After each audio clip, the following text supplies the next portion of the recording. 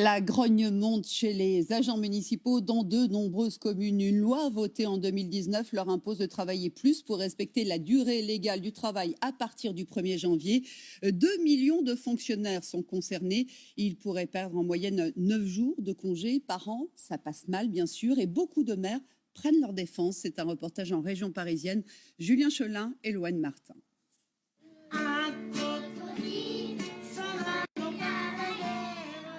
Valérie Zelti a rejoint la fonction publique il y a 3 ans. Venue du privé où elle gagnait pourtant 300 € de plus, mais attirée par des conditions de travail qu'elle juge plus favorables. Directrice du centre de loisirs, elle assure beaucoup s'investir dans son travail.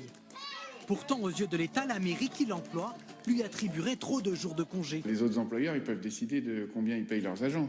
Nous, on a non seulement un point d'indice qui décide de combien sont rémunérés les agents, et de l'autre côté, si on peut en plus pas gérer le temps de travail, à ce moment-là, on a d'énormes difficultés à trouver des personnels. Argument balayé par la ministre de la fonction publique. La plupart des collectivités se sont mises en conformité. Il n'est pas concevable pour nos concitoyens qu'une partie des agents publics travaille moins que la durée annuelle légale. Face à la détermination de l'État, une dizaine de maires du département se disent prêts à aller jusqu'au bras de fer judiciaire. Parmi eux, le maire de Bonneuil-sur-Marne. Ça s'est bien passé? Tout s'est bien passé. Bon, vous n'avez pas eu mal? Non. Le nez dans la campagne de vaccination, Denis Ostoroun ne comprend pas qu'on le presse à ce point pour appliquer cette décision en pleine crise sanitaire.